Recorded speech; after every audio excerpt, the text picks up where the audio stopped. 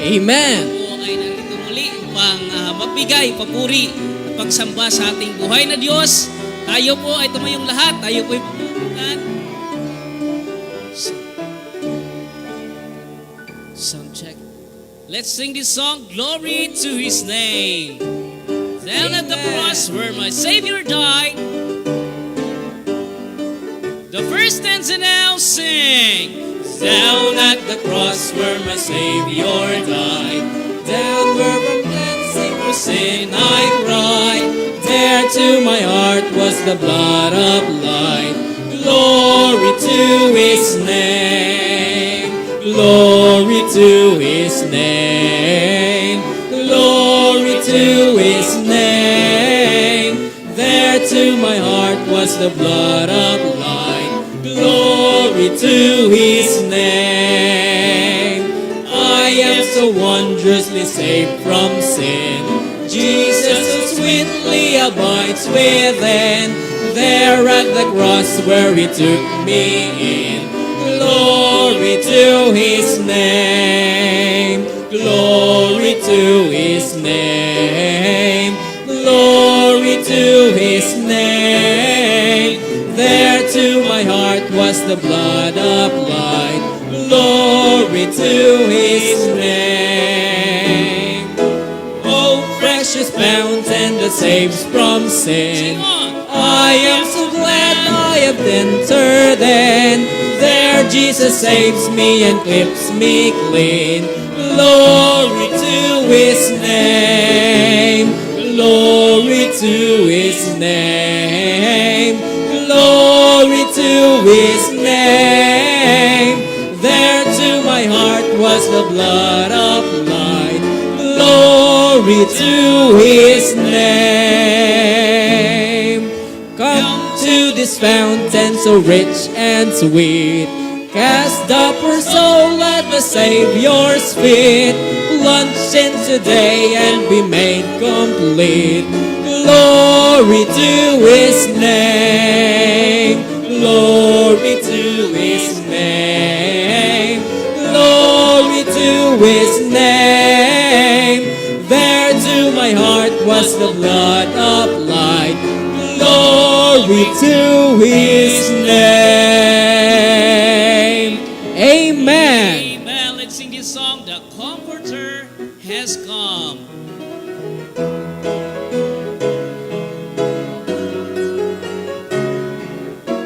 Right now sing.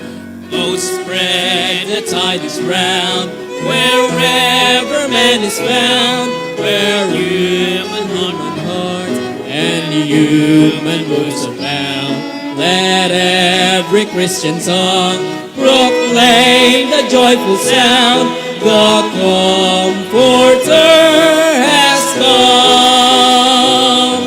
The Comforter has come. The Comforter has come. The Holy Ghost from heaven, the Father's from His kin.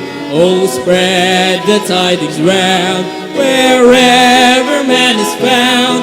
The Comforter has come. Sing till the echoes fly above the vaulted sky, and all the saints above to all below reply. In strains of endless love, the song that ne'er will die. The Comforter has come. The Comforter has come. The Comforter has come. The Holy Ghost from heaven, the Father from His kin. Oh, spread the tidings round, wherever man is found. The Comforter has come. The long, long night is past. The morning breaks at last, and hush the dreadful wail and fury of the blast. As o'er the golden hills the day advances fast, the Comforter has come. The Comforter Comforter has come, the Comforter has come, the Holy Ghost from heaven, the Father's promised King. Oh, spread the tidings round, wherever man is found, the Comforter has come. Amen. Amen. Let's sing this song, He Abides. I'm rejoicing night and day as I walk the narrow way. Sing.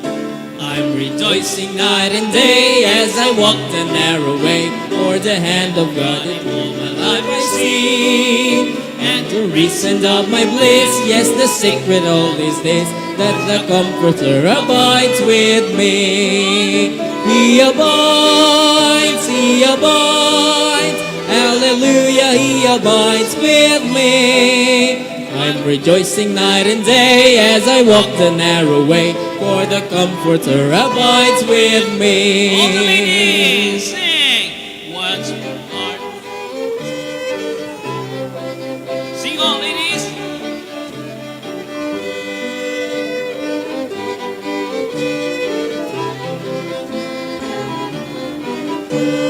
Everyone.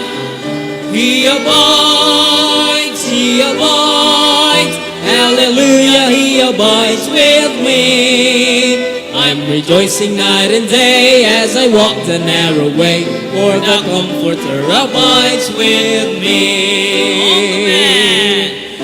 He is with me everywhere, and He knows my every care. I'm so happy, yes, a burden just as free. For the Spirit has control, Jesus satisfies my soul, since the Comforter abides with me. He abides, He abides, hallelujah, He abides with me. I'm rejoicing night and day as I walk the narrow way, for the Comforter abides with me. There's no thirsting for the things of the world, they've taken with. Come I go, I gave them up, and instantly all my night was turned to day, all my burdens rolled away. Now the Comforter abides with me. He abides, He abides, hallelujah, He abides with me. I'm rejoicing night and day as I walk the narrow way, for the Comforter abides with me. Amen. Amen. Let's sing the last song, God on the Mountain.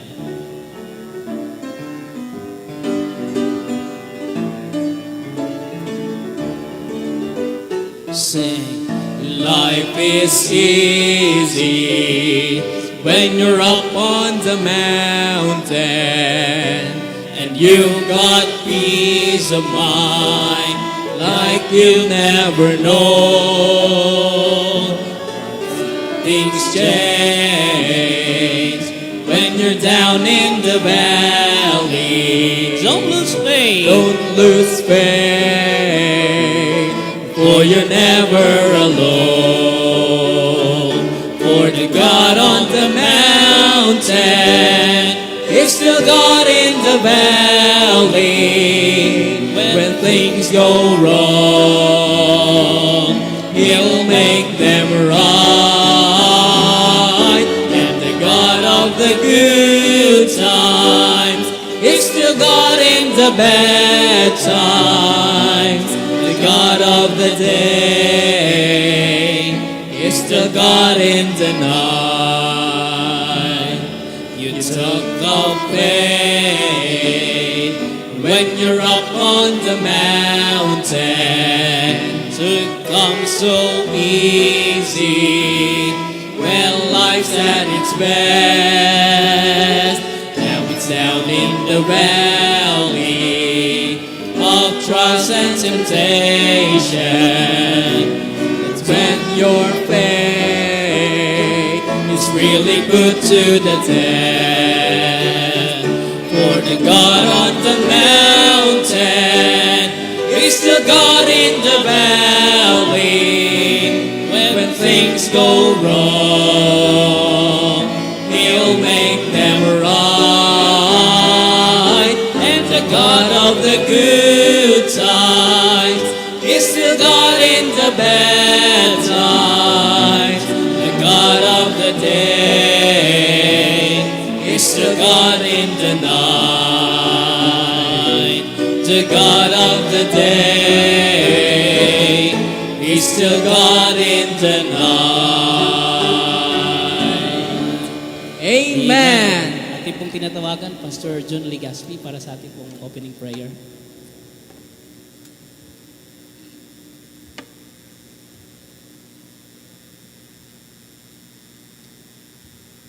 Tayo po manalangin. Maraming Diyos, salamat po sa inyong pong pag-iingat sa bawat isa na kami po ay nakarating sa safe and sound upang puri po sa inyo, upang magdulog po na aming panalangin. Pagpala niyo pong bawat isa, maging mensahe sa mga gabi pong ito. Paunahan niyo pong bawat isa. Patawad po sa lahat ng pagkukulang. Salamat po sa inyong kabiyayahan na pinagkaloob mo sa amin, Panginoon. Pinabaling papuri po salamat sa tayong pangalan ng aming Panginoon Jesus. Amen.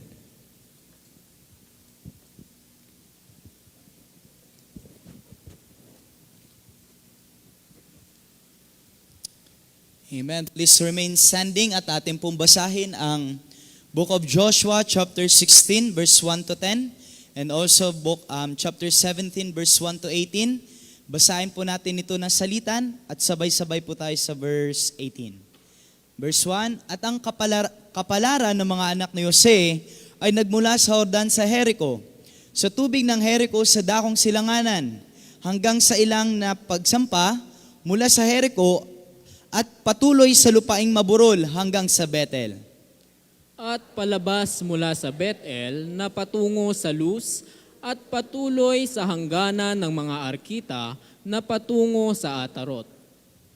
At pababa sa dakong kalunuran sa hangganan ng mga Japleo hanggang sa hangganan ng Beth-horon sa ibaba, hanggang sa Geser, at ang labasan niyaon ay sa dagat.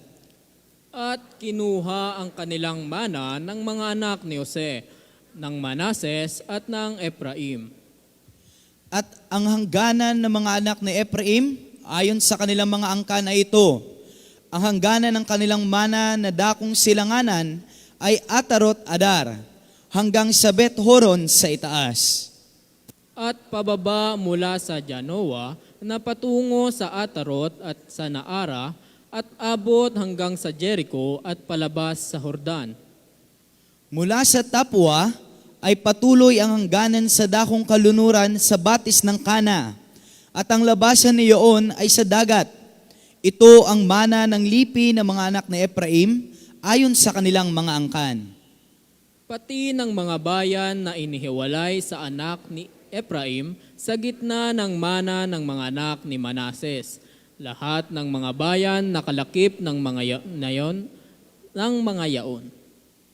At hindi nila pinalayas sa mga Kananeo na nananahan sa Geser, kundi ang mga Kananeo ay nanahan sa gitna ng Ephraim hanggang sa araw na ito, at naging mga alilang tagapagatag.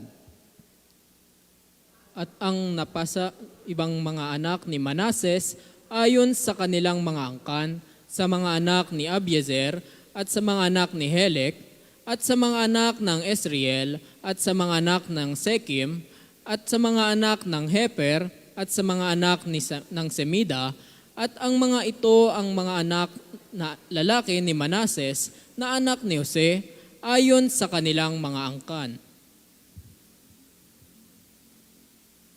Verse 3 po.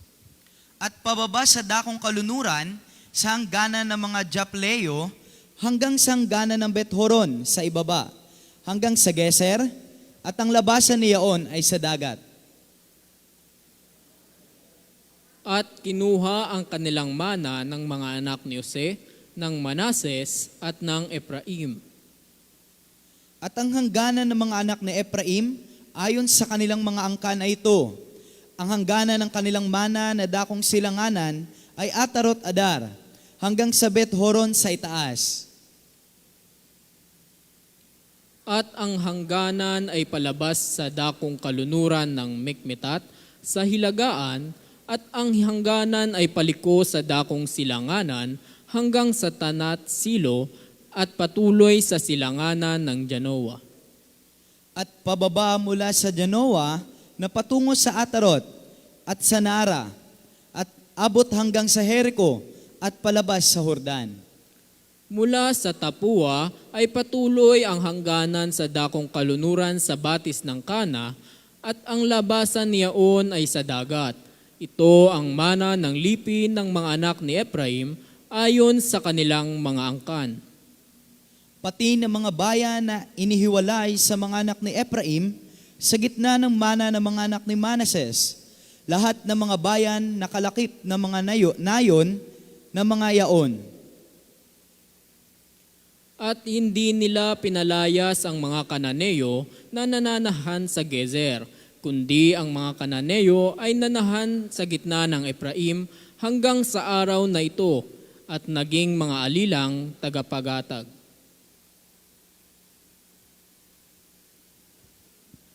Okay po, maaari na po tayo makaupo lahat.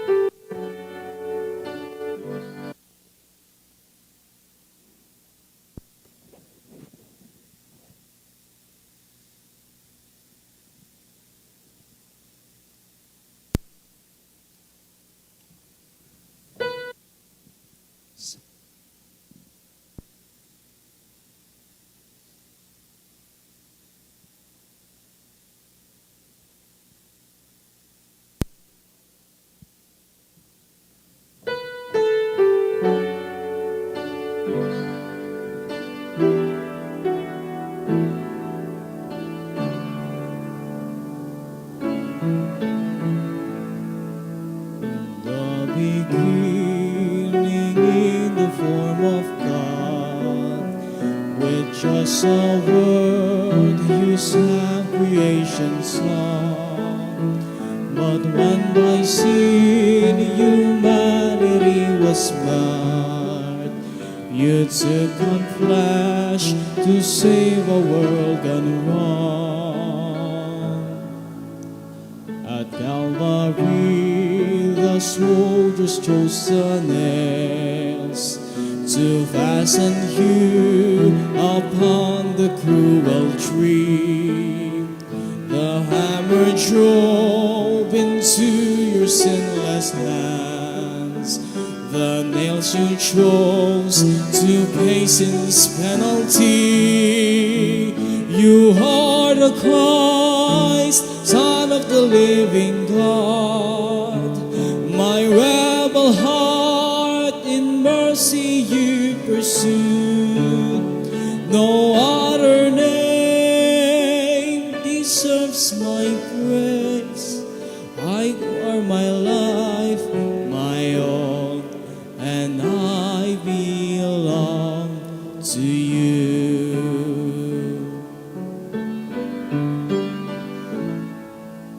Triumphantly prevailing over hell, you broke sin's curse by rising from the dead, parading captives forth in victory. You freed my soul and crushed the serpent's head. You are the Christ, Son of the living God. My rebel heart in mercy you pursued. No other name deserves my praise. You are my life, my all, and I belong to you.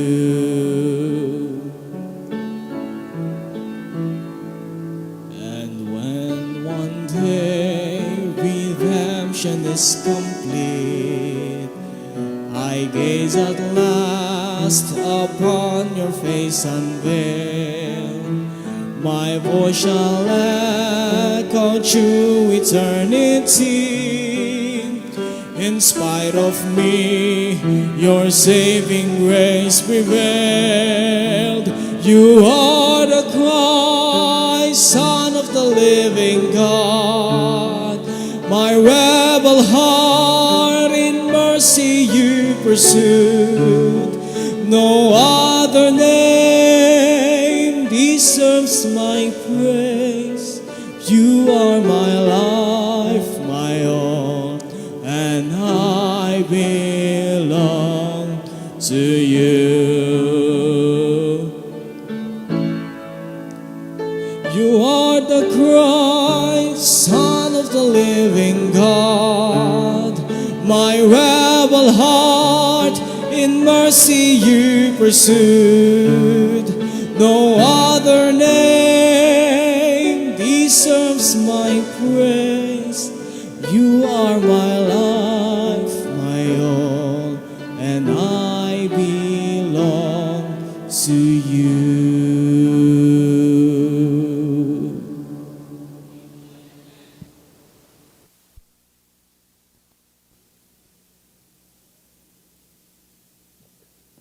Amen. We believe that. Amen. Wow. Praise the Lord. Tayo po tumayong lahat. Amen. Buksan natin ating Bible sa First Timothy chapter 1. 1 Timothy chapter 1. Natin ang verse 15. Napakagandang dalangin ng ating buhay na laging siya ang nag-aangkin ng ating buong buhay. Amen. 1 Timothy 1:15. Okay po, basahin natin. Sabay-sabay po tayo. Ready? Begin.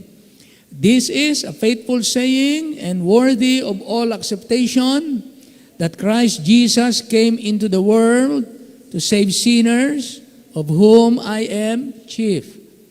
Manaming Diyos, salamat po ng marami sapagkat ang inyo pong salita ang siyang pag-asa na nagbukas sa amin ng katotohanan, naghatid sa amin sa hindi namin alam na buhay nung una.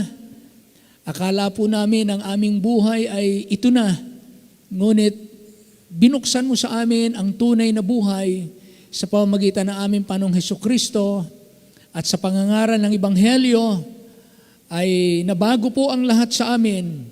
Kami nga ngayon ay mga bagong nilalang at iba na po ang aming buhay, iba na ang naisin, iba na po ang aming lakad, iba na ang hangarin sa buhay, iba na ang aming kagalakan, iba na ang aming yaman, iba po ang aming pananaw sa buhay. Ginawa mo po kaming tunay na bagong nilalang. Salamat po ng marami at ang pag-asang ibinigay mo sa amin ay hindi nagdidilim. Ang katotohanan na iniwan mo sa amin ay magpakailan paman. Ang salita mo ay siyang saligan na walang kabiguan. Salamat po ng marami. Pagpalain niyo po ang bawat isa. Pangunahan niyo po kami, maging mga kasama namin na nakikinig online at ang mga makakapakinig pa po nito sa ibang araw. Hiling namin ang pagpapala mo sa mga kapatid namin na hindi namin makasama ngayong gabi, maging mga kapatid naming may karamdaman, ikaw po ang patuloy na magbigay ng kalakasan, kagalingan, gumamit ka po ng mga tao at ng mga pamamaraan na maaring magamit po ng mga may karamdaman para po mauwi sa pagpupuri at magandang patotoo ang mga pinagdadaanan. Salamat po sa biyaya mo sa amin. Ikaw naman po ang tumugon ng lahat ng mga pangangailangan sa mga personal, pangpamilya, pangsimbahan, pangmisyon, at panggawain sa iba't ibang ministeryo. Hiling namin ang pagpapala mo sa mga simbahan, sa mga misyon, sa mga missionaries, pastors, church workers, church members. Ikaw na po ang magpala sa lahat ng mga bagay. Akayin mo kaming lagi para hindi kami lumakad sa sarili naming nais. Hiling namin ang lahat ng ito at dalangin sa pangalan lamang ng aming Panginoong Hesus. Amen. Amen. Amen. Maraming salamat po. Nakakaupo na po tayo. Amen. This is a faithful saying and worthy of all acceptation. A faithful saying. Mahalaga po yung tapat na pasabi. Ang tawag po sa Tagalog ay tapat na pasabi. Faithful saying. May pinasasabi ang Diyos. Tapat na pasabi. Lahat po ng maling paniniwala o lahat ng relihiyon sa buong mundo ay laging nagsisikap na ang kanilang solusyon sa kanilang kasalanan ay gumawa ng pagpapakabuti. Lahat ng relihiyon yan, hindi na tayo magbigkas ng mga pangalan. Pero ilagay natin sa isang umbrella, no, sa isang bubong. Pag sinabi nating maling pananampalataya o walang katotohanan na aral ng kaligtasan, lahat po yan ng mga nagtuturo, kahit kapangalan natin, kahit kapareho pa natin ng pangalan, ano, basta nagtuturo na ang kaligtasan ay gagawin o ipagagawa sa tao, yan po ay maling pananampalataya. So lahat ng maling paniniwala, lahat ng maling reliyon sa buong mundo, laging iyon ang pinagsisikapan. Ang solusyon sa kasalanan ay magpakabuti. Gumawa ng mabuti. Gawin ang mabuti hanggang sa kahuli-hulihang bahagi ng hininga. Kaya maraming mabubuti o maraming mababait na tao sa iba't ibang panig ng mundo dahil ang kanilang paraan para sa kanilang isipan, ang paraan para sila tanggapin sa langit ay gumawa ng mabuti. Talagang magpakabuti. Kaya lahat ng batas ng kagandahang ugali, lahat ng batas para sa tamang pakikisama, tamang pakikisalamuha, tamang pakikipag-ugnayan, ito'y sinisikap ng taong magampanan dahil ang alam ng tao, ito ang paraan para malutas ang suliranin ng tao patungkol sa kasalanan. Pero hindi lamang talaga nila alam kung ano ang gagawin sa kasalanan ng tao. Hindi ng tao alam kung anong gagawin sa kasalanan ng tao. Kaya ang naiisip ng tao, ang gagawin ko sa mga kasalanang nagawa ko ay dadaigin ko ng mabuting gawa. Gagawa ako ng mas maraming mabuting gawa. Ganun ang isipan ng tao. Pero kagaya ng ating binasa, sabi dito, this is a faithful saying. Isa lang ito sa mga salita na winika ng ating apostol, Pablo. At maging ang Panginoong Hesukristo ay may mga sinasalita rin. Pero itong sinalitang ito na sinasabi ni Apostle Paul, ito ay tapat na pasabi. Ito ang pasabi sa lahat. At marapat tanggapin ng lahat na si Jesus ay naparito sa sanlibutan upang iligtas ang mga makasalanan. Na ako ang pangulo sa mga ito. Now, what is a saying? What is a saying? A saying is any spoken expression of wisdom. A declaration uttered. Ito ay mga binigkas na mga pagpapahayag. Pagpapahayag na binigkas. Or spoken expression of wisdom. Mga binigkas na mga salita ng karunungan.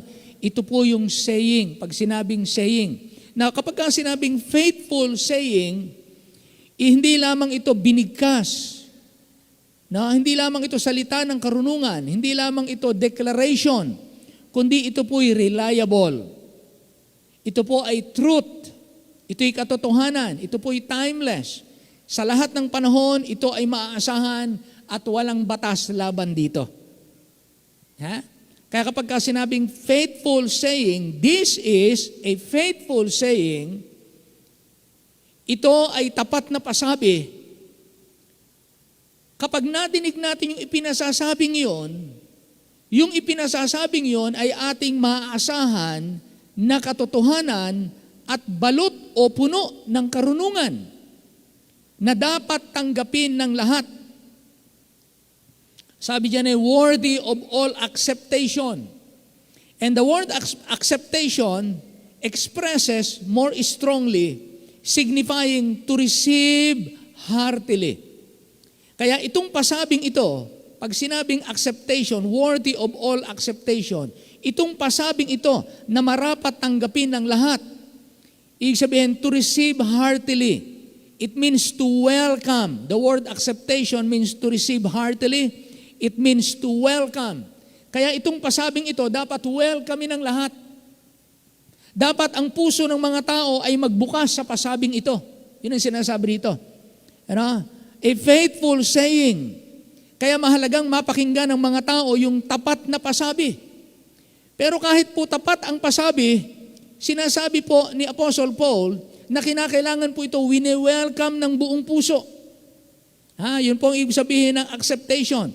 To welcome, to receive heartily. To welcome also means to accept gladly. Hindi lamang buksan natin ang ating puso, hindi lamang welcomein natin, tanggapin natin ang may buong kagalakan. Another explanation of the word acceptation, it means to receive without reserve. Tanggapin ng walang reservation. Itong pasabing ito. So ipinapasabi, ang pasabing ito, na tapat na pasabi, na kinakailangang buksan ng lahat ng tao, ang kanilang puso, welcomein nila. Welcomein. Hayaan nilang dumating ito sa kanila. Hayaan nilang ito'y kanilang madinig. At ang sabi po rito, to accept gladly. Dapat po itong matutunang tanggapin ng may kagalakan at tanggapin ng walang reservation. Okay, tingnan po natin ang ilang katotohanan niya. Luke chapter 8 verse 40. Luke chapter 8 verse 40. Luke chapter 8 and verse 40. Tingnan po natin. 8:40. And it came to pass that when Jesus was returned, the people gladly received him, for they were all waiting for him. Ano ba ang nangyari po dito? Ano ba yung kwentong ito? Ito yung pinagaling na demon possessed. Naalala niyo yung demon possessed na tinatalian nila, nakakalag niya, and then dumating ang ating Panong Hesus, pinalayas niya yung mga demonyo, at ang sabi rito, verse 35, then that went out to see what was done, and came to Jesus and found the man, out of whom the devils were departed, sitting at the feet of Jesus, clothed and in his right mind, and they were afraid. They also which saw it told them by what means he was possessed of the devils was healed. Then the whole multitude of the country of the gatherings round about besought him to depart from them, for they were taken with great fear, and he went up in the ship and returned back again. Dahil ang mga tiga-gatherings, ang mga tribe of God, alam niyo naman, di ba? Ang mga Hudyo hindi pinag-aalaga ng baboy. Maruming hayop po ito kung naalala nyo. Pagka sinabing maruming hayop, may baak ang paa, hindi ngumunguya ng damo. Or, hindi ngumunguya ng damo at wala ring baak ang paa. Ang tawag doon ay maruming hayop. Hindi nila pwedeng kainin. Tumutukoy po yung hiwalay ang paa sa doctrine of separation. Tumutukoy po yung pagmuya ng damo sa pangunawa sa salita ng Diyos. Kaya pagka naunawaan natin ang salita ng Diyos, mabubuhay tayo ng hiwalay sa mundo. Kapag ka ang tao hindi nabubuhay ng hiwalay sa mundo, at pagka ang tao ay hindi nakakaunawa ng salita ng Diyos, mamumuhay yan ng marumi. Maruming buhay yon, yung hindi nakaayon sa salita ng Diyos. Kaya binigyan sila ng batas na ito ang maruming hayop, ito ang malinis na hayop. Ito ang pwede niyong kainin, ito hindi niyo pwedeng kainin. Merong separation ng unclean at saka clean. Pinaghihiwalay. Kanina may kausap akong pastor at ang sabi niya, Pastor, paano ba natin ituturo yung separation? Paano ba, Pastor? Pastor, paano niyo itinuturo yung tungkol sa pagpapantalon ng babae? Tinatanong ko kanina, sabi ko, wala namang masama sa pantalon. Actually, sa ibang bansa, yung ibang lalaki, nakapalda. Yung babae, nakapantalon. Sa kultura natin, kaya nauso ang pantalon, nagsimula ang mga tomboy, magsimula ng damit pang lalaki. Ngayon, pag pag-uusapan natin ay Bible, sinasabi ng Bible sa Deuteronomy, wag idadamit ng babae yung damit na panlalaki, at yung damit na panlalaki, huwag idadamit ng pambabae. So ano ba yung kilala na talagang damit pambabae? At ano yung damit pang lalaki? Yun ang isuot ng babae at yun ang isuot ng lalaki. Yung ano yung kilala sa ating kultura. Kinikilala natin. Ngayon, kapag ka mayroong mga sitwasyon, may mga kinakailangan, no? Halimbawa, naalala nyo naggera sa Iraq. Naggera sa Iraq. Ang mga babae na tumatawid ng border, nire-rape. Hindi sila makatagpo kasi ang hahaba ng kanilang mga palda. So ang ginagawa nila, nagpapantalon sila para makatakbo sila ng malaya. Huwag nating ibibilang yon na kasalanan. Kasi ang damit, protection. Protection yan Nakapalda ka nga, maiksi naman. Basta ang sundin natin sa Bible, nakalagay doon, modest apparel.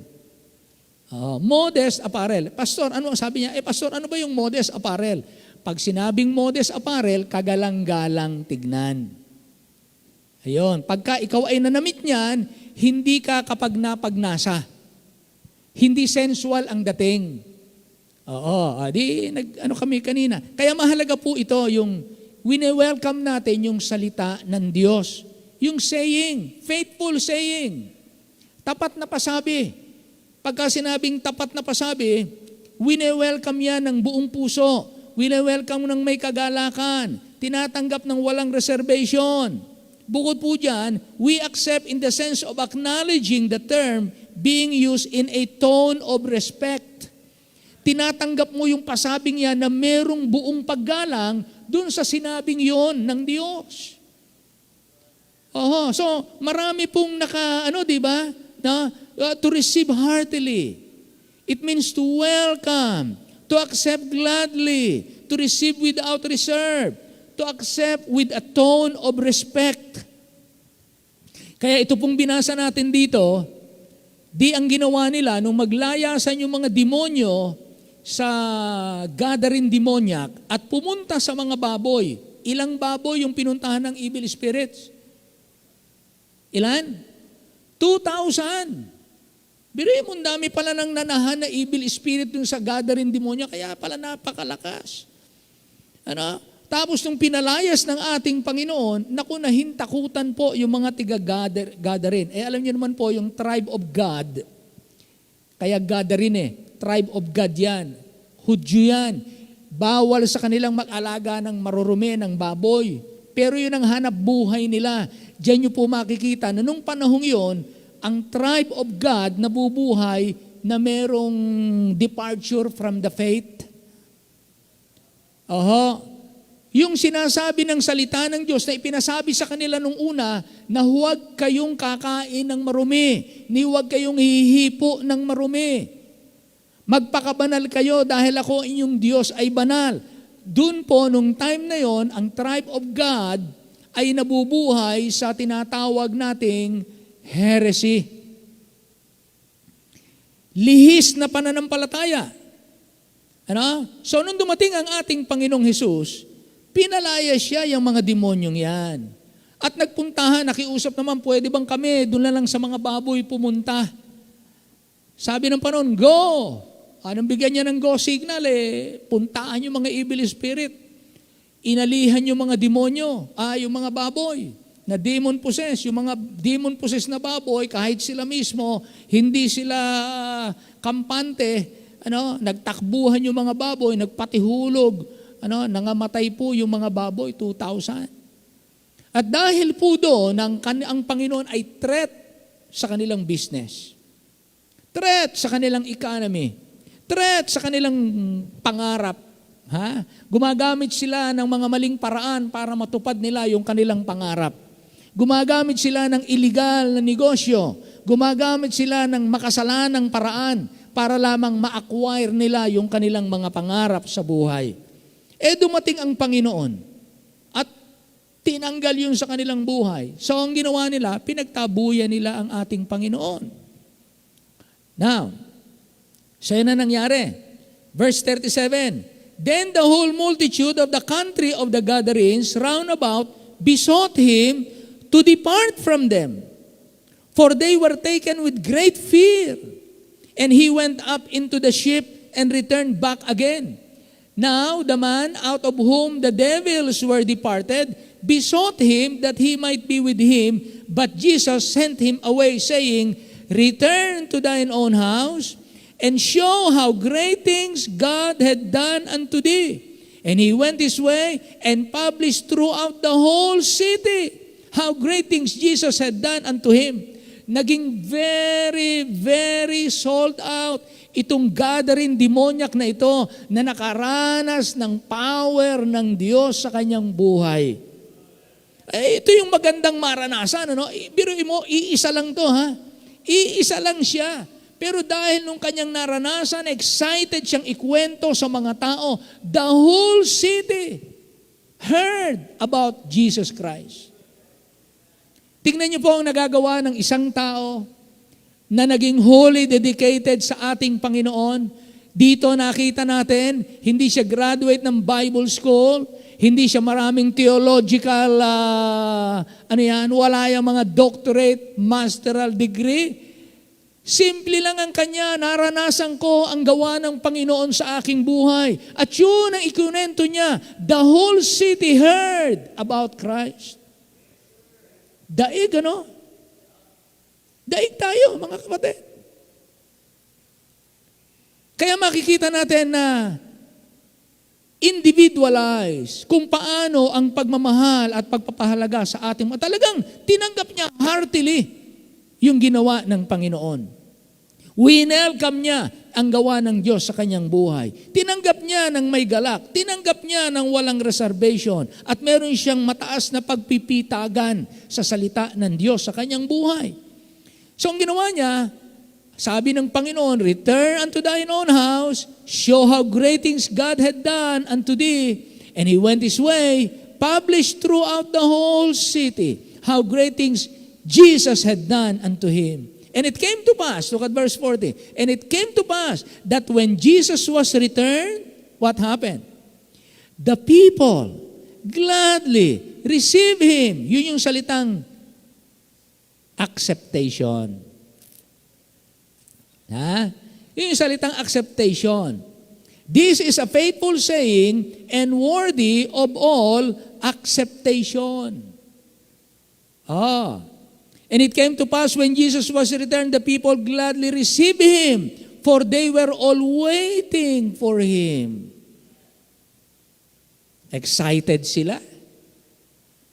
Naghihintay sila.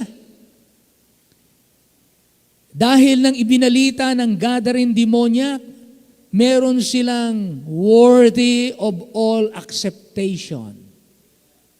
No reservation.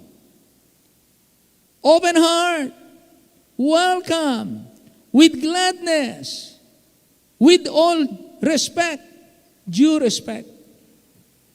Kaya napakahalaga po nito, no? Worthy of all acceptation, the faithful sayings of Christ. Napakahalaga po, mga kapatid.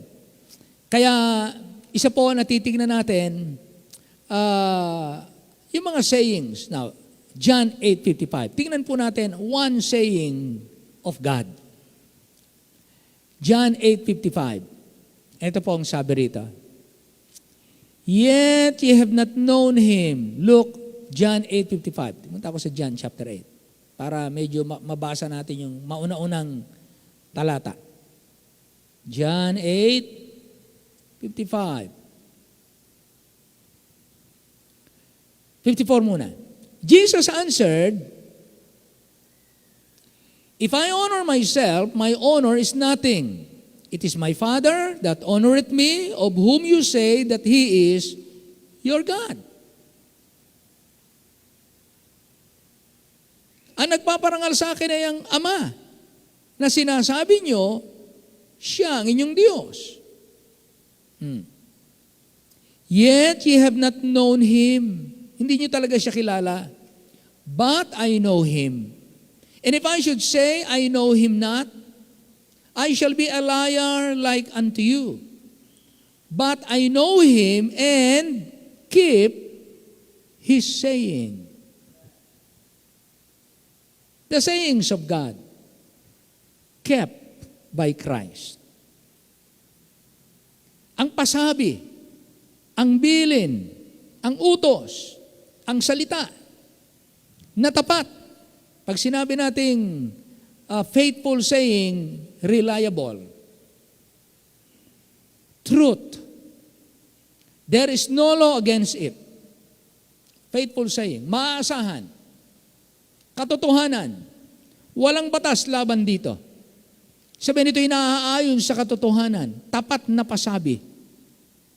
At dito po nakita natin si John 8:55, ang pasabi ng Diyos ay sinusunod ng ating Panginoong Hesukristo.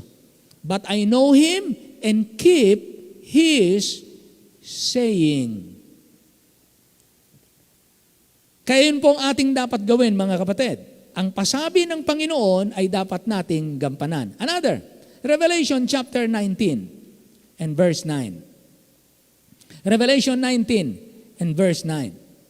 Sabi dito, and He saith unto me, right, blessed are they which are called unto the marriage supper of the Lamb. Itong pasabi ha. Ang pasabi, mapalad yung mga makakasama sa, ano yan, marriage supper of the Lamb.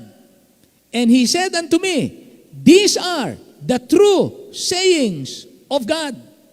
Kaya kapag kakasama kayo sa marriage supper of the Lamb, pagkasama kayo sa langit, pag ikakasal na ang iglesia ng Panginoon kay Kristo, sinasabi ng Panginoon, maaasahan nyo to.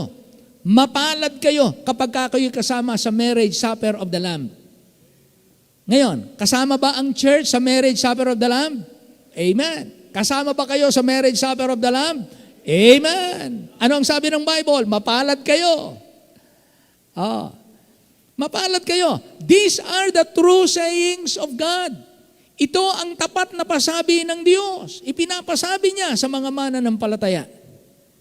Ha? Isulat mo. Isulat mo.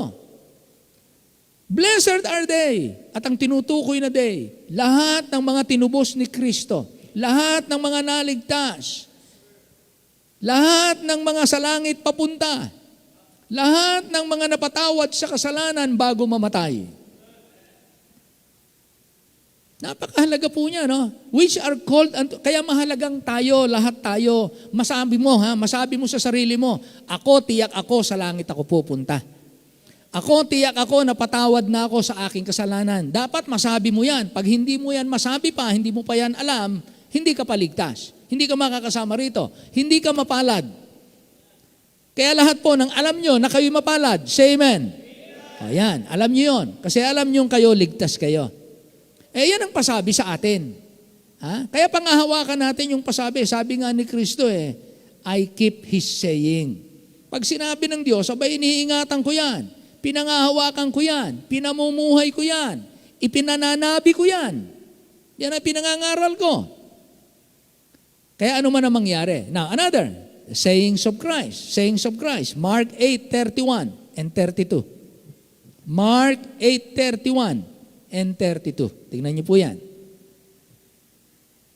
Mark 8:31 and 32. And He began to teach them that the Son of Man must suffer many things, be rejected of the elders and of the chief priests and scribes, and be killed, and after 3 days, rise again. Ano ang tawag natin dito? The gospel. Di ba? This is the gospel. Kahit sa panahon ng ating Panginoon mismo, nung kanyang earthly ministry, ipinapangaral niya ang kanyang death, burial, resurrection. Hindi lang ito sa panahon ng Book of Acts. Hindi lang ito sa panahon ng Corinthians, believers. Hindi ho. Kahit nung time ng ating Panginoon, naniniwala tayo na ang iglesia ng Panginoon ay itinatag ng ating Panginoon nung siya'y narito pa sa lupa. Nung siya'y narito pa sa lupa, itinayo ni Kristo ang kanyang iglesia, siya mismo ang nagtayo. Siya ang nagsimula. Pastor, saan natin hahanapin yun? Una, liwanagin natin ano ba ang ibig sabihin ng church. Ang ibig sabihin ng church ay Called out, assembly. Tinawag, isang kalipunang tinawag.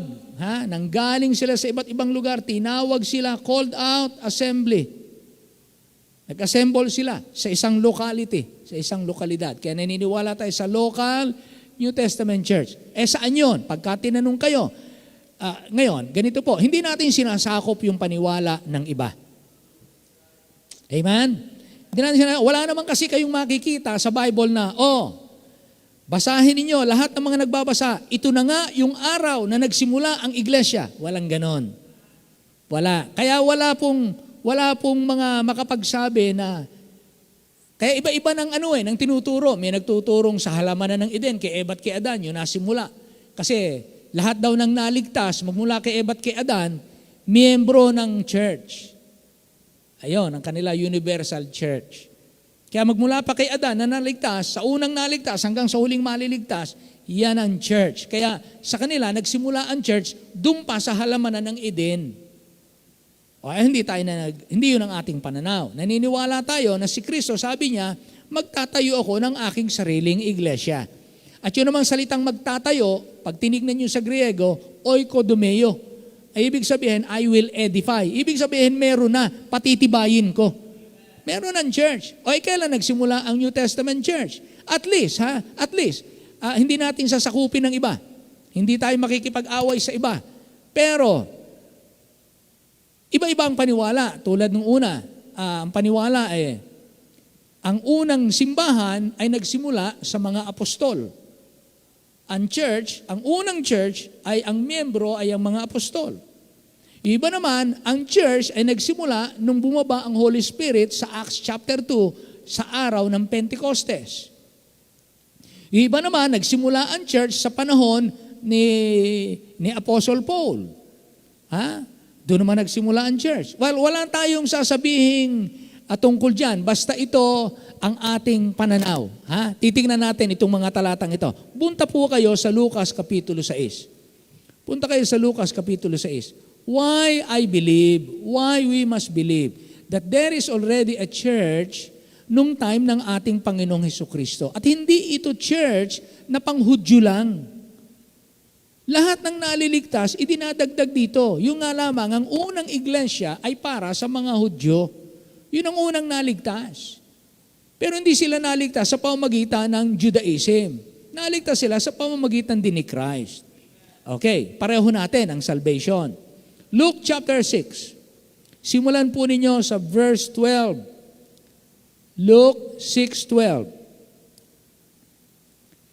And it came to pass in those days that he, Jesus Christ, he went out into a mountain to pray and continued all night in prayer to God.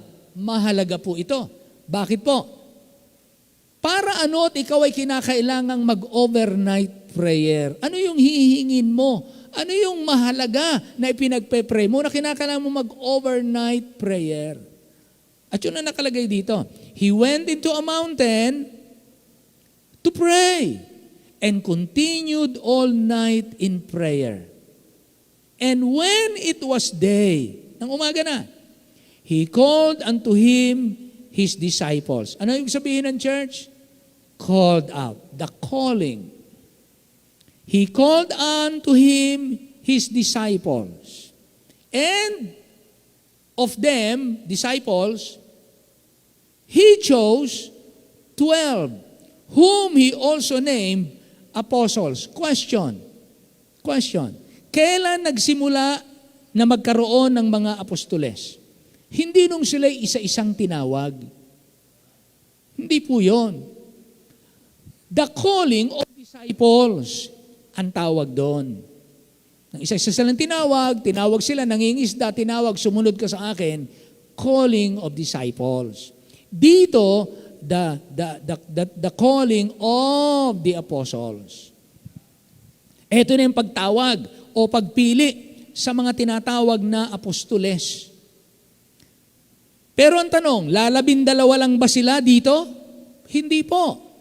Kundi ang sabi dito, He called unto him his disciples, hindi sinabi kung ilan, pero gaano man sila karami, mula sa kanila, pumili ang Panginoon ng 12 na tinawag niyang apostoles.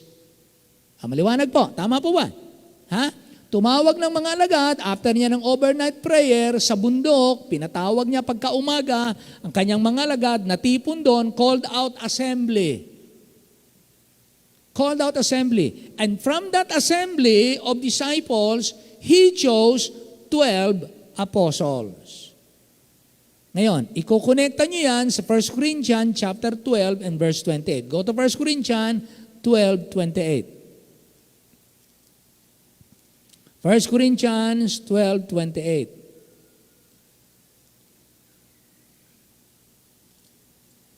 Doon nagsimula ang apostles sa disciples na tinawag niya sa bundok. Doon nagsimula ang apostles. Walang apostles before that. Kaya hindi lamang 12 sila. Mula sa disciples na yon, pumili ng 12, tinawag na apostles. Ngayon, eto ngayon ang sabi sa 1 Corinthians 12:28. 12:28. Ano ang nakalagay po dyan? And God had set some in the church, first, apostles. Ang apostles ba ang church na nakalagay dito? Hindi. Anong sabi? Ang apostles ay some in the church. Hindi sila ang church. Merong church. Ang apostles, some in the church. Kaya tinitingnan po natin, mga kapatid, na nang magpatawag ang ating Panginoon sa bundok, nag-overnight prayer siya, pinatawag niya ang kanyang mga alagad, doon niya inorganize ang church, at mula doon, tumawag siya ng 12 apostol. Go to Acts chapter 1. Acts chapter 1. Na hindi po 12 ang kakasakasama ng ating Panginoon. Kasi madalas pong nakikita natin sa Book of Acts o sa Gospels, kasakasama niya lagi na binabanggit yung 12. Pero hindi 12. Ngayon, makikita natin dyan na sa Acts chapter 1, nang sila ay pipili ng kapalit ni Judas. Ito ang kanilang pinag-usapan.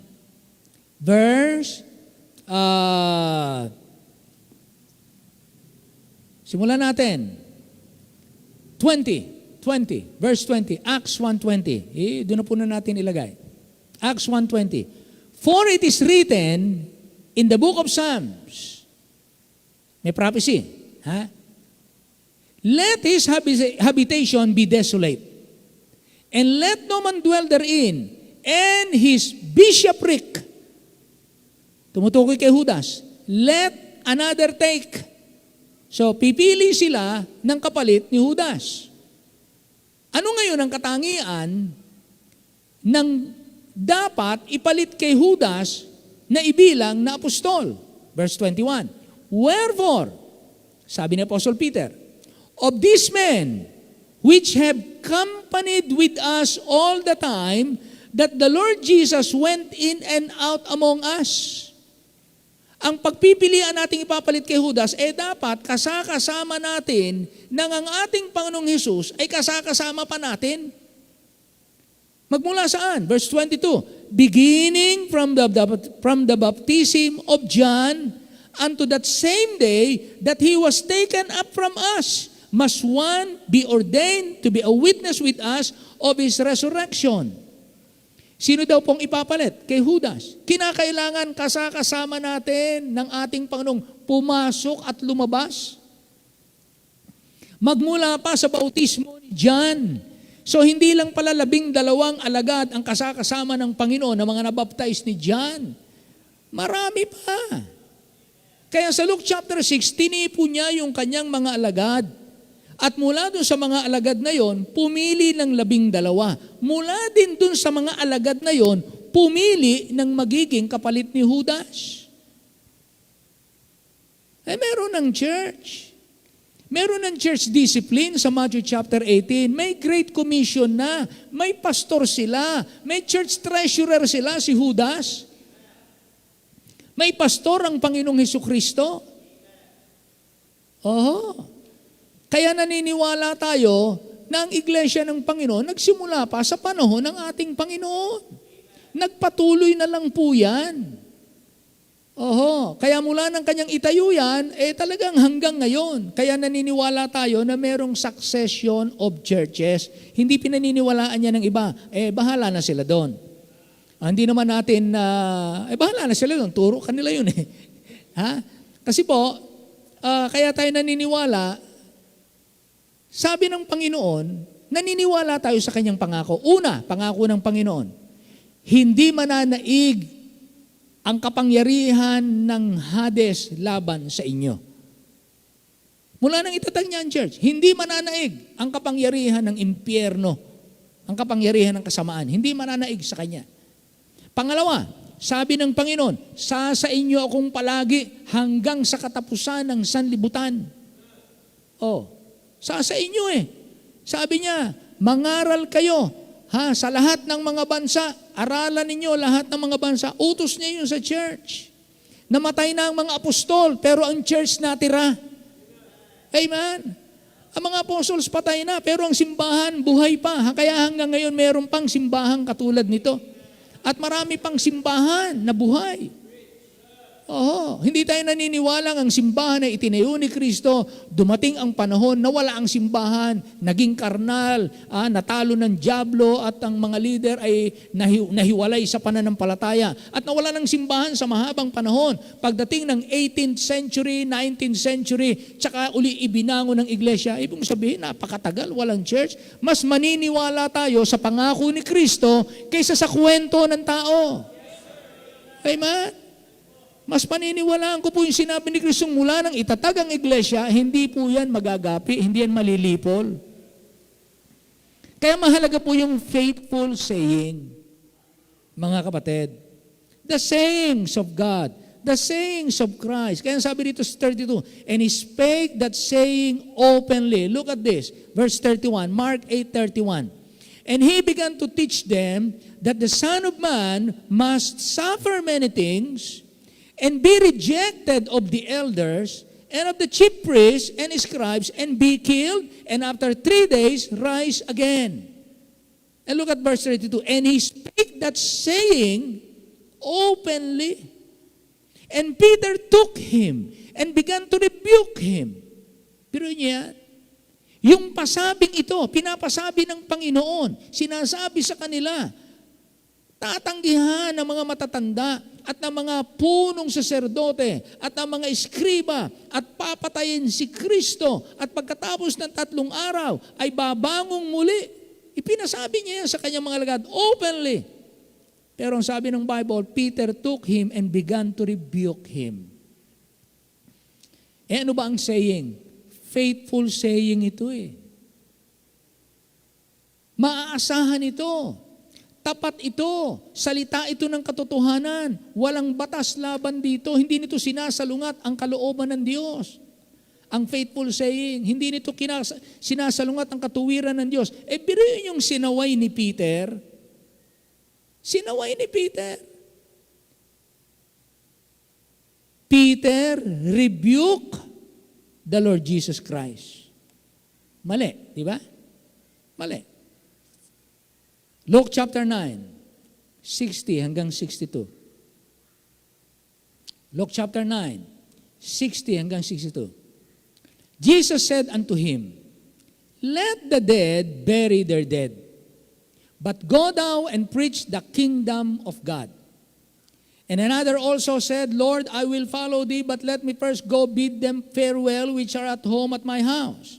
And Jesus said unto him, no man having put his hand to the plow and looking back is fit for the kingdom of God. That is the saying of Christ. Jesus said unto him, ito ang pasabi ni Kristo sa kanya, kapag ka ikaw ay kumuha ng humawak na ng asarol, para ikaw ay magtrabaho, para ikaw ay maglingkod, tinanggap mo yung panawagan, ikaw ay nagpasakop na sa Diyos, huwag ka nang manghinayang pa. Kung ikaw ay nagsuko ng buhay para sa paglilingkod, huwag mo nang panghinayangan ka, huwag mo nang lingunin yung iiwanan mo. Amen? Kaya bago po kayo magsusuko ng buhay, iisip-isipin na ninyo, ano yung kaya nyo bang iwanan? Pagka sinabi nyo, mag-full time ako, iiwanan mo yung maganda mong trabaho, iiwanan mo yung malakaming sweldo, iiwanan mo yung ikaw ay pagasolina, iiwanan mo yung ikaw ay pakuryente, iiwanan mo yung ikaw ay pakain, iiwanan mo yung ikaw ay pa-abroad. Magpo-full time ka o magkano ang kikitain mo dyan, magkano ang support mo, magkano ang sweldo mo, walang pangako yan ng malaking sweldo. Pagpunta mo sa mission field, hindi ka pangangakuan. Pag pumunta ka sa mission field, yayaman ka doon. Hindi ganun ang pangako. Aasa tayo sa pangako at presensya ng Diyos na hindi niya tayo pababayaan. Tanong, di ba sabi ng Panginoon, I will never leave thee nor forsake thee. Yan ang pasabi ng Panginoon. Question, yung bang pasabi ng Panginoon, mapangahawakan natin, is that reliable? Say amen. That's reliable. Mas mapanghahawakan natin ang pangako ng Diyos kaysa sa pera na hawak at nakikita na natin. Yan po ang kaibahan ng pangako ng, yan po yung faithful saying ng ating Panginoon.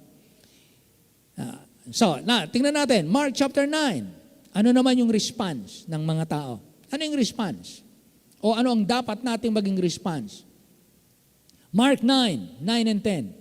And as they came down from the mountain, he charged them that they should tell no man what things they had seen till the Son of Man were risen from the dead. And they kept that saying with themselves, questioning one with another what the rising from the dead should mean.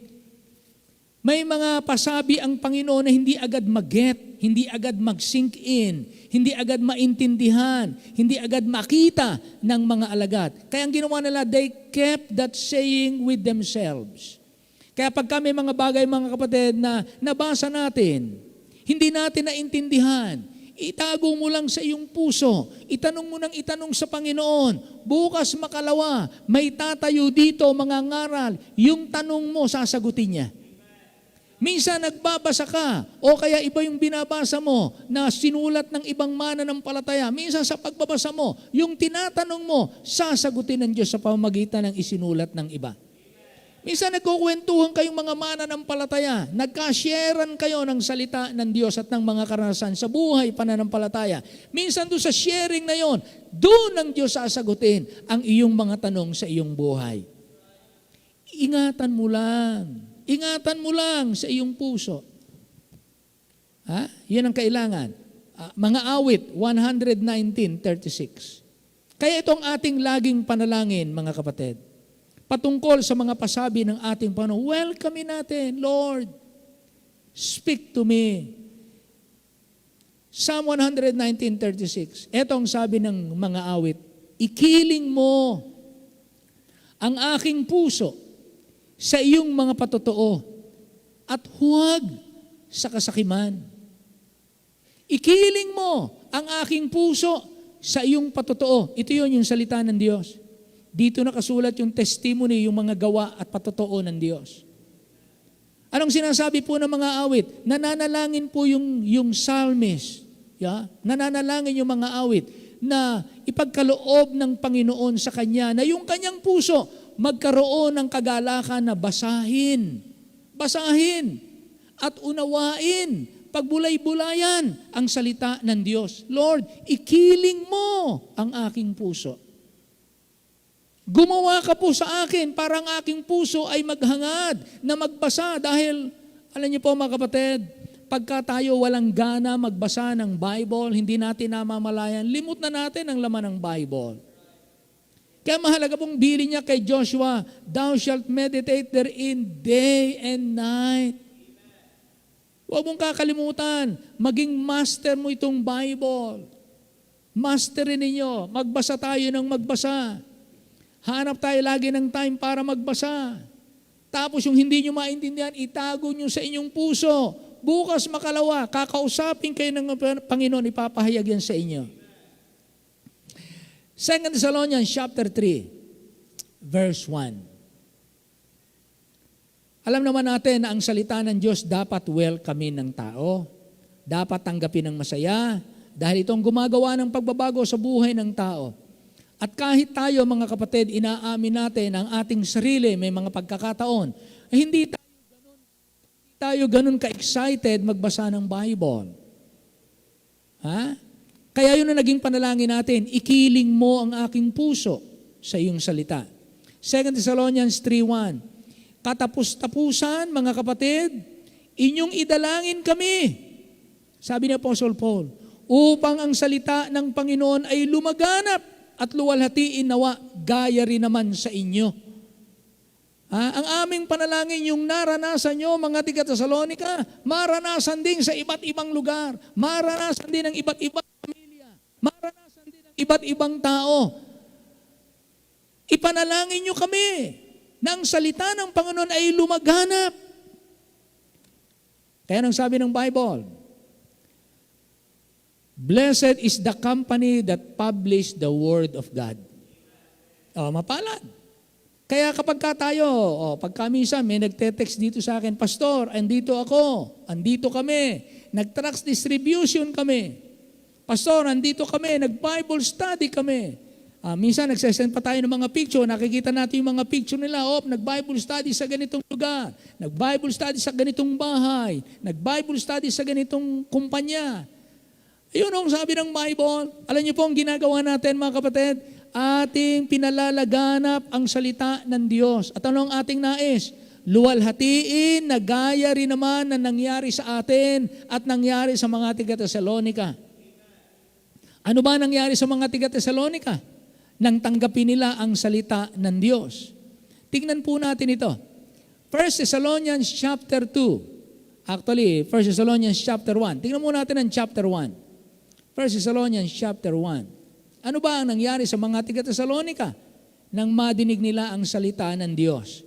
Na ang sabi ni Apostol Pablo, panalangin niyo kami para yung salita ng Diyos lumaganap.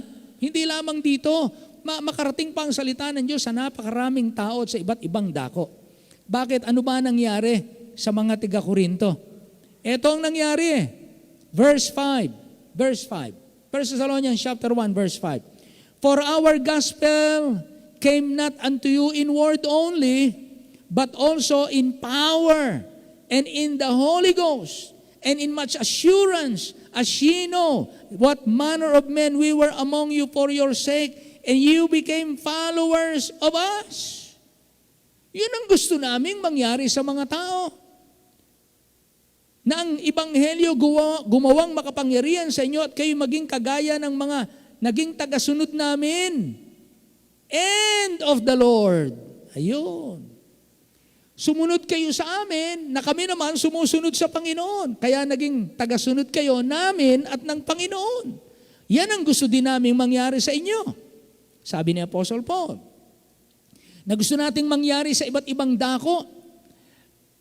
Verse 7, so that ye were ensamples to all that believe in Macedonia and Achaia, for from you sounded out the word of the Lord, not only in Macedonia and in Achaia, but also in every place. Your faith to Godward is spread abroad, so that we need not to speak anything. Yan ang gusto nating mangyari sa lahat ng mababahagi na natin ng salita ng Diyos. Yung bang nahahayag yung gawa ng Diyos sa kanilang buhay at sila'y nagiging tagapagpalaganap din ng salita ng Diyos. Na-spread. At anong nangyari?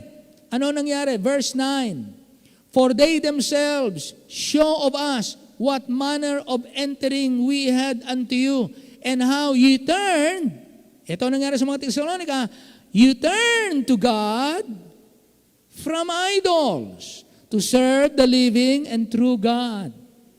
Yun din ang gusto nating mangyari sa mga drug addict, sa mga lasinggero, sa mga nabubuhay sa kasalanan. Lilinis ang lipunan, gaganda ang ating pamayanan at ang sosyudad, magkakaroon ng kasayahan sa mga tahanan kapag kayo mga taong makasalanan at mga pasaway nanumbalik sa Diyos at nakapamuhay ng maayos. Tumalikod sila sa kanilang Diyos-Diyosan. Hindi lamang naman ang Diyos-Diyosan, yung mga ribulto. Maaaring ang Diyos-Diyosan nila, yung kanilang droga, yung kanilang musika, yung kanilang barkada, yung kanilang fraternity, yung kanilang simbahan, yung kanilang relihiyon. Maaaring yan eh. Pwedeng artista, pwedeng salapi, pwedeng sarili. At hindi lamang sila ay tumalikod sa Diyos-Diyosan, naglingkod pa sila sa Diyos na buhay at tunay. Walang pinakamasarap paglingkuran, kundi ang tunay at buhay na Diyos. Wala ho. Kasi kung maglingkod tayo sa hindi Diyos, kawawa naman tayo. Ligaw. And to wait for His Son from heaven. May pag-asa na sila ng langit. Yun ang gusto natin. Nang sabi dito, which delivered us from the wrath to come. Iniligtas sila sa puot na galit. Yan ang nangyari kapag yung pasabi ng Diyos, tinatanggap. Now, 1 Thessalonians 2:13. At dahil naman dito, kami nga ay nangagpapasalamat na walang patid sa Diyos, na nang inyong tanggapin sa amin ang salita na ipinangaral, sa makatuwid bagay ang salita ng Diyos, ay inyong tinanggap na hindi gaya ng salita ng mga tao, kundi ayon sa katotohanan na salita ng Diyos na gumagawa naman sa inyo na nagsisisampalataya. Yun yung gusto nating mangyari sa iba na lumaganap. Kaya sabi ni Paul sa 2 Thessalonica 3:1, ipanalangin nyo kami. Kaya pag-pray natin yung ating mga missionaries. Kausap ko si Sister Kat nung isang gabi. At kinikwento sa akin, pinadala niya ako ng picture na may kausap siyang Muslim. Syrian Muslim. Sabi niya, Pastor, ito po ang kinakaibigan ko ngayon. Hindi ko lang alam kung kailan at paano ko maipapasok ang gospel. Kaya sabi ko sa kanya, i-build mo lang yung relasyon ninyo. Hayaan mong makita niya si Kristo sa iyo. At pagka nagtanong, at saka mo sabihin ang tungkol sa kaligtasan. Hindi basta-basta, mahirap. Ano? Tapos ipinakilala siya sa panibago pang kaibigan na Muslim din. Nakakatuwa po. Sabi niya, Pastor, ang babait nila. Talaga namang mababait yung mga taong yan eh. Kahit saan namang relihiyon, maraming taong mababait. Kahit saang lahi, maraming taong mababait. Dahil yun ang tanging paraan nila, sa kanilang paniniwala, magpapakabait tayo para tayo tanggapin sa langit. Hindi nila kilala si Kristo. Kaya nga yun ang dahilan bakit tayo nagpapadala ng missionaries, mga kapatid. Kaya hindi maliit na bagay na sila po'y naroon. Patuloy natin silang ipanalangin para lumaganap ang salita ng Diyos. Amen? Ito si Brad, puto lang isang paa. Pagdating sa langit, Brad, kumpleto na yan. Tsaka, hindi ko lang alam kung yung buhok ibabalik. May kalbo ba, Pastor, dakutanan sa langit? Baka wala na, no? Baka perfect eh. Parang Hindi ko alam. Pero,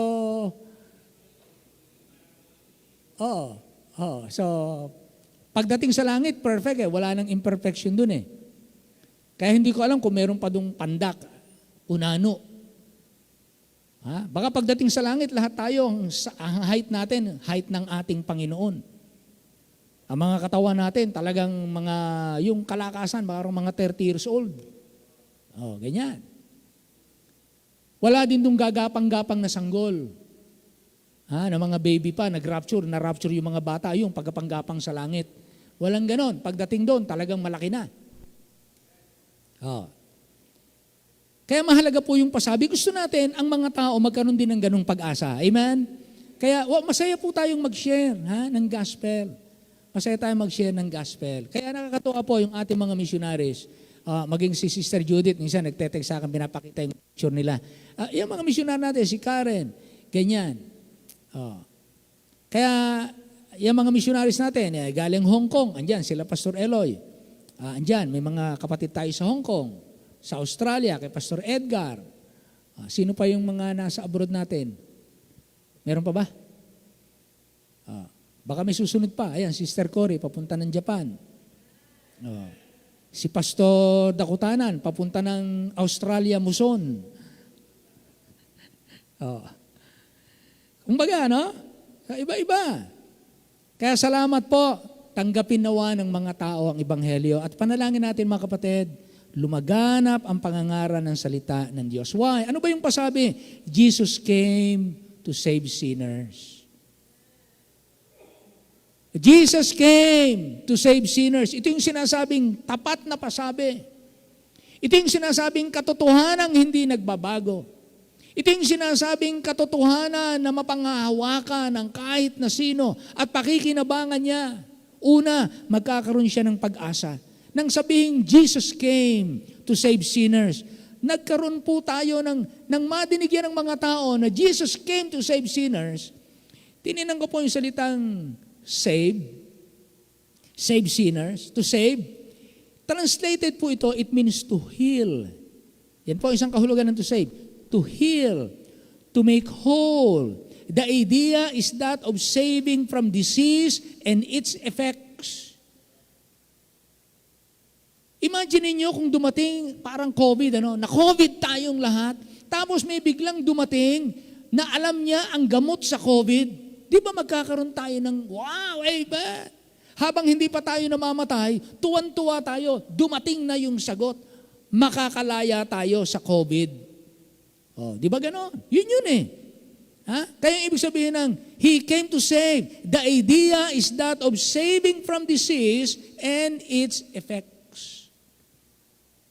Nakita naman natin yung mga pinahirapan ng mga epekto ng sakit. Ang sakit na ito ay hindi sakit sa baga. Ito po'y sakit ng puso. Sakit ng kaluluwa. Kasalanan. Kasalanan. Letter S. Dala-dala ng ahas. Sabi doon, anong tunog ng ahas? Di ba? Sin. Yan ang dala-dala ng ahas eh. Sin. At tayo tinuklaw ng ahas na yan. Tinuklaw tayo ng kasalanan at ang kamandag ng kasalanan ay nasa atin. At yung epekto ng kasalanan, pinapangit niya ang ugali ng tao. Sinira niya ang relasyon ng mga tao. Inalayo niya ang mga tao sa Diyos ng kabutihan. At nabuhay ang tao sa paglimot sa Diyos. Walang pagpapasalamat, walang pagpaparangal. At inaalis pa ng tao ngayon ang Diyos sa kanyang isipan. Yan ang ginawa ng kasalanan. Pero ang sabi ng Bible, Jesus came to save. Pagagalingin tayo sa ating sakit, pati po yung epekto ng sakit na ito. Yan po ang isang kahulugan ng salitang save. Then to save is sometimes used of healing or restoration to health. Restoration to health. He will recover or he will be saved. He shall do well. Yan po ang ibig sabihin ng salitang save. Another is of the spiritual and eternal salvation granted immediately by God to those who will believe on the Lord Jesus Christ. Kaya sabi doon, we were saved. Tayo po'y iniligtas sa biyaya, kayo'y nangaligtas. Hindi sa ginawa nating katuwiran, kundi dahil ng kanyang awa at ng muling kapanganakan, tayo'y kanyang iniligtas. When Jesus came, nagkaroon po tayo ng hope. Pangalawa, nagkaroon po ng change. Nang dumating si Kristo sa aking buhay, of course, una natin tinitingnan dito si Apostle Paul. Ano ang sabi niya sa 1 Timothy chapter 1 na binasa natin kanina? This is a faithful saying, di ba? Sabi niya. Pero ano ba siya dati? 1 Timothy chapter 1. Ano ba siya dati? Verse 12. Anong sabi diyan? 1 Timothy 1:12. And I thank Christ Jesus our Lord, who had enabled me, for that He counted me faithful, putting me into the ministry. Yun ang ginawang pagbabago ng Diyos sa Kanya. Ano ba siya dati? Verse 13. Who was before a blasphemer, a persecutor, an injurious, an ignorant, an unbeliever. Pambihira. Who was before a blasphemer? Namumusong siya. Nanguusig siya, nananakit siya, mangmang siya, at hindi siya naniniwala. Pero sabi sa 14, and the grace of our Lord was exceeding abundant with faith and love which is in Christ Jesus. Yun ang bumago ng kanyang buhay. Yun ang bumago din ng buhay natin. At yun ang babago ng buhay ng iba. Kaya dapat po palaganapin ang sayings or ang gospel of Christ. People desire change. People desires a new life. And Paul was an example of change. Lastly, direction. When Jesus came to save sinners, then we have hope, we have change, and we have direction. May direksyon na ngayon ng buhay, we follow Him. We are not now anymore walking in darkness. Napatawad na tayo sa ating kasalanan, may bago na tayong buhay, iniligtas na tayo mula sa kasalanan, mula kay Satanas, may buhay na tayong walang hanggan, at ito po ay sa pamamagitan ng pananampalataya kay Kristo. So mga kapatid, the faithful sayings of Christ, panghawakan po natin, maasahan to, wag natin itong ikahiya. At ang faithful saying na ito na sinasabi ni Apostle Paul, Jesus Christ came to save sinners, ipamahagi natin yan. Ama naming Diyos, salamat po ng marami. Salamat sa open door na ibinigay mo sa aming church at ibinibigay mo sa aming bansa na maipangaral, maipalaganap ang Ebanghelyo.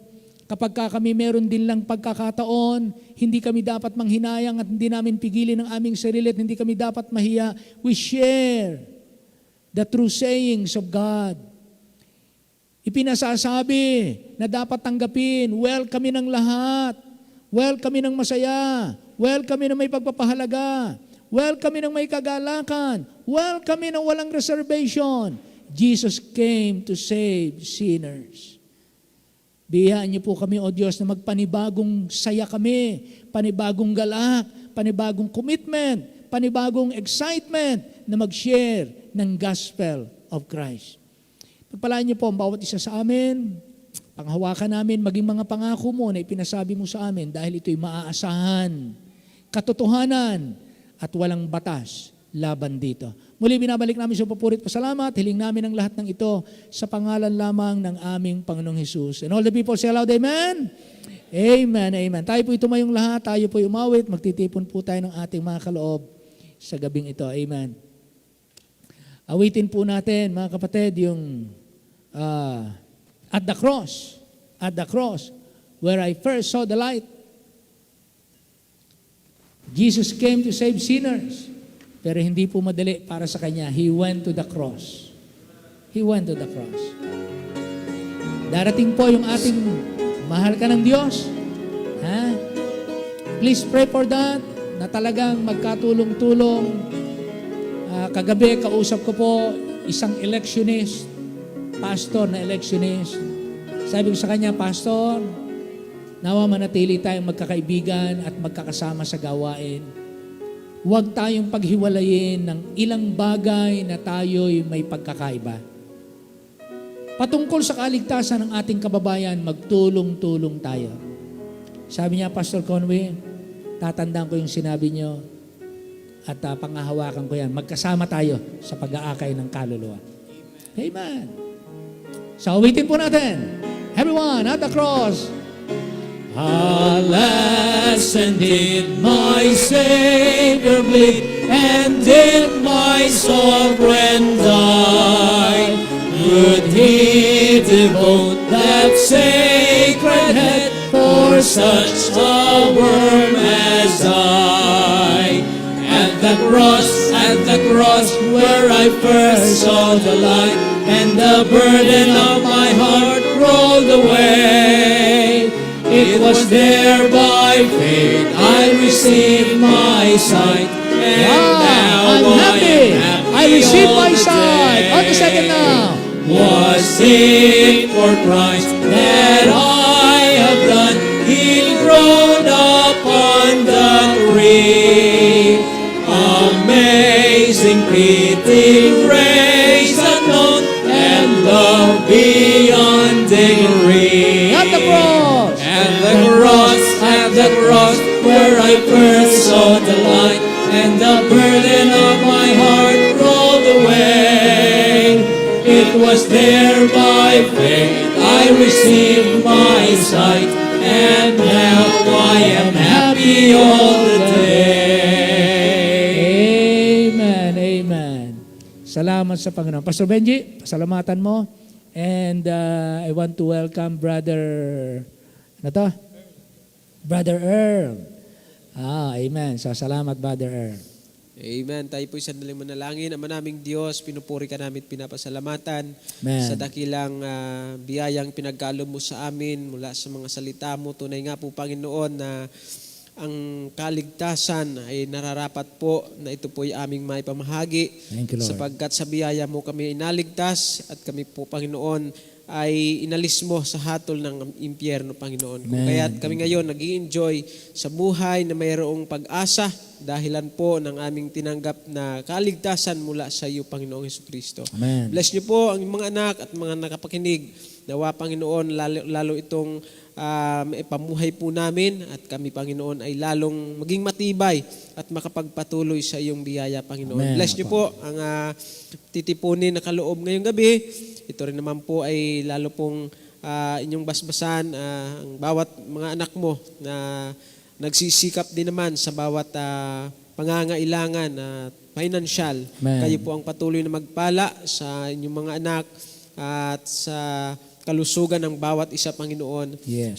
May mga karamdaman, patuloy na kagalingan po ang aming hinitalangin. Pagpalain niyo po, nawa ito'y patuloy na maging kagamit-gamit sa pag-abot ng marami pang pangangailangan at pagtugon sa mga bayarin ng aming simbahan din naman po, Amen. Panginoon. Sa iyo po namin binabalik papuri at pagpapala. Pasasalamat sa tanging pangalan ni Jesus namin tagapagligtas. Amen, amen. Makakaupo na po, mga kapatid.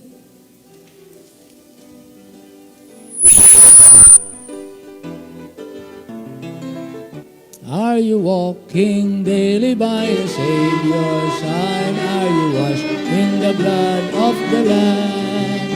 Are you washed in the blood, in the soul, flesh and blood of the Lamb? Are your garments spotless? Are they white as snow? Are you washed in the blood of the Lamb?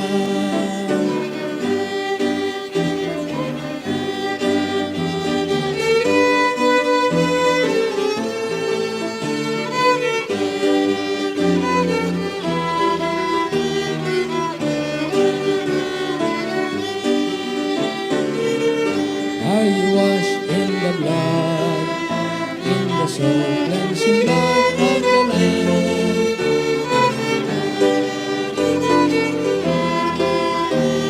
Amen. Oh. Praise the Lord. Amen. Kasama natin si Pastor Ligaspi. Pastor, pakitayo nga. Ayun, missionary natin to Mindoro. Matyaga, matapat, mapagpatuloy, at available. Available pa ba? Meron na. Ha? Meron na. Oh, amen. Meron na. Taken na.